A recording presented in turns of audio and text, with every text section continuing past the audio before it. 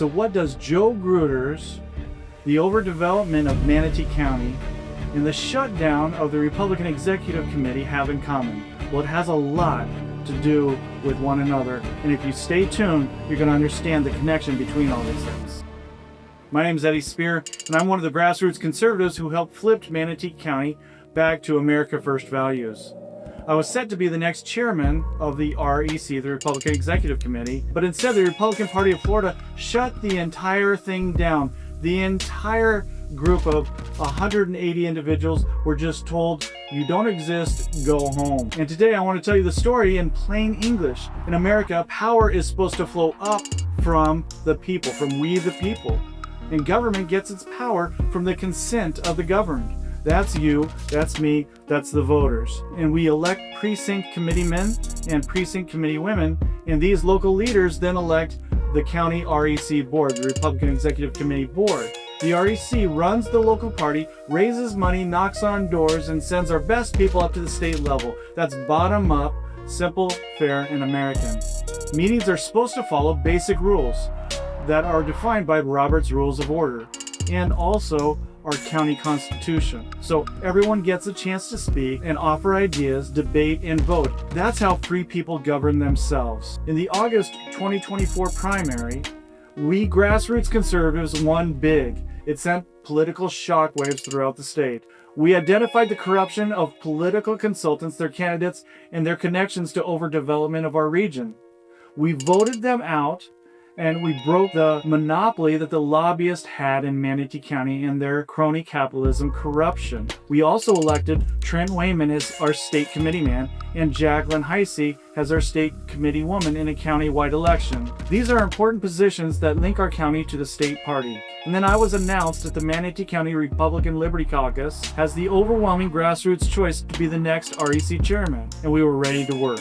Instead, just weeks later, the RPOF chairman, Evan Power, under the direction of Joe Gruters, the chairman of the Republican National Committee, suspended our entire Manatee County REC entirely, just shut it down and said, you're disbanded, you no longer exist.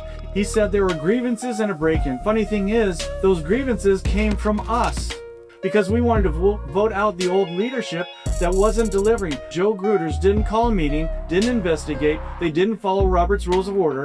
Instead, Joe Gruters said they're going to make their own rules and without any transparency or accountability, just simply shut us down.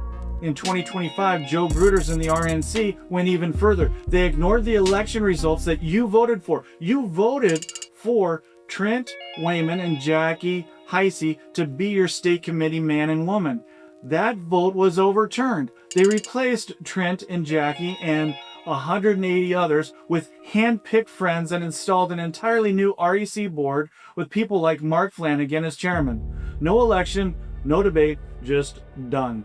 In this video, you'll see from left to right, you've got Sandy Freeze, Trent Wayman, Jackie Heisey, myself, Jack May, and Colin Andrew. All people who have their own story to tell about how they were isolated and silenced and kicked out. Joe Gruters didn't display leadership. This isn't leadership.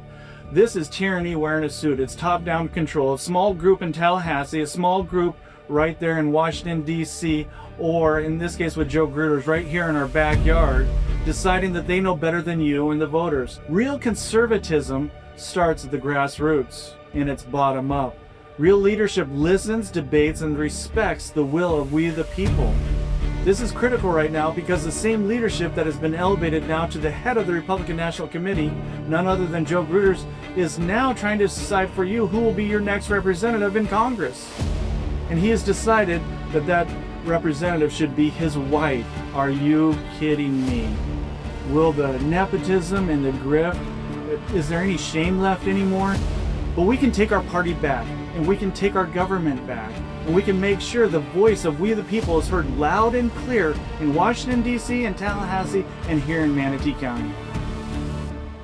Is literally the definition of sort of a dog and pony show or a rubber stamp. So there's the appearance of grassroots involvement in the party and control of the party.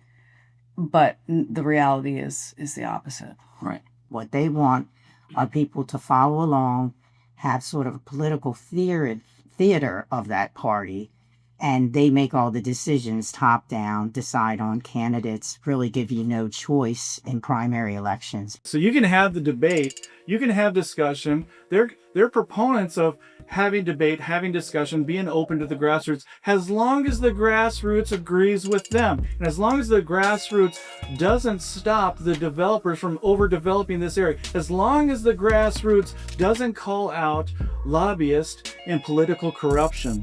And it seemed like for the go-getters, you were a disruptor immediately. I think we even had some people who disagreed in the audience, and the officer that's like kind of making sure the meeting goes good came over, and they were kicked out for that.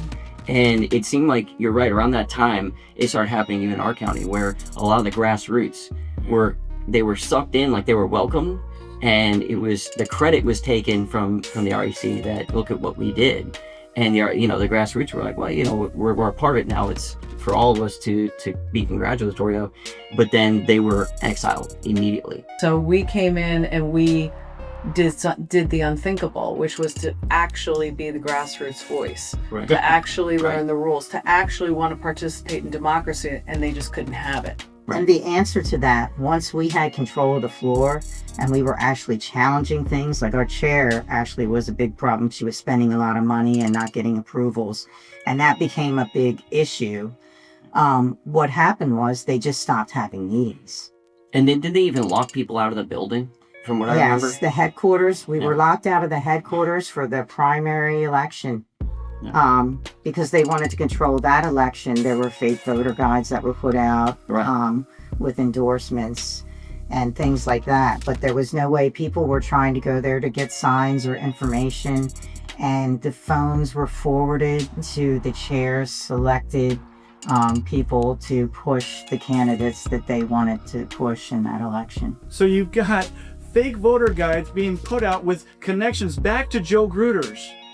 So he's deceiving people, Joe Gruters and Eric Robinson, in this dark money. He's the prince of dark money. And also they changed the phone number so that we couldn't keep an eye on what was happening. They rerouted the phone number for the Republican Party, which is not supposed to be pushing one candidate or the other. And instead, they get a phone call to their own friends who said, no, vote for this guy, vote for this guy. Republicans are looking for information. And if they're looking to the Republican Party saying, hey, tell me about these candidates. And if those representatives are saying, this is the candidate and here's a fake voter guide that proves it, then everybody's going to just follow. Thankfully, it wasn't enough, and we still broke the monopoly. And who put out the fake voter? Well, that's a guides? whole nother. That came out of Eric Robinson and Joe Gruters' office. And at one meeting, one of our members, she pushed them on it, and she was trying to hand out the county hurricane guides. She brought a stack of those, and they literally would not let her in the room because she had a handout that was produced by the county about her. But let's take a step back. If you have That's ineffective insane. leadership within Robert's Rules of Orders, you have vehicles Right. in which to remedy the situation. Normally. Didn't they? Except for they changed the rules, and When did they change those rules so that you couldn't? that was in September of 2022. They changed it so you couldn't remove the chair. That's a big deal. So Yeah. you got lobbyists at the state level who have captured the party, and now they're pushing their agenda, their candidates, because they're trying to make this a money-making machine. Right. Of course. Just like lobbyists do. Of course. And so they're pushing that down, and then they wanted to protect whoever they put in as chair. So they'll do an operation, put somebody in as a chair, and now we've got no recourse because they changed the rules. That's important to understand. So we're trying to follow Right. the rules and go by Robert's Rules of Order and have a bottom-up grassroots organization the way it's designed to be. But now you don't get the opportunity to do that because the rules change anytime you make movement and you make progress. Now the lobbyists say, what are we going to do about this? They outlawed the word Republican? Yeah. Right. If you Are could you explain that, serious? They own so, the word Republican. So they were saying that any other outside club you're not allowed to use. What are the specifics on the criteria they put on that? It was like anything, or is it just their logo? Like, what was that? Well, the state statutes actually say that you can't use the name of the party, which the name of the party, if you look at the Constitution, is the Republican Party of Florida. It's not Republican, it's the Republican Party of Florida. Right. But they have this whole list of words that they filed with the Department of State saying we own all these words. So based on that list, they're saying you can't use the word Republican. But it's if you challenged it, you would win. It's just a matter The of having important thing, though, is the reason for it and that how it was used as a tactic, because they don't care. Yeah. Really. Right. I mean, we have the Republican Liberty Caucus, right? That's got the word Republican in And it. that's okay because And they that's weren't o- as effective. Right. Yeah, I just wanted Exactly. know? They're not as effective, and they're not.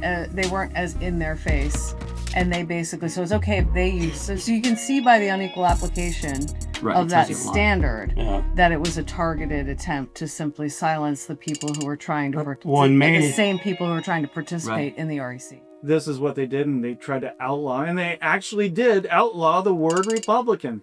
This is not their word. This is a concept that's tied to Western civilization from the dawning of Western civilization. This goes back to Socrates and Plato and the Greeks. So they can't own this word. It's almost like a church saying, okay, we're the only church that believes in Jesus. So Jesus, we own the word Jesus. No, you don't. I'm sorry, you don't.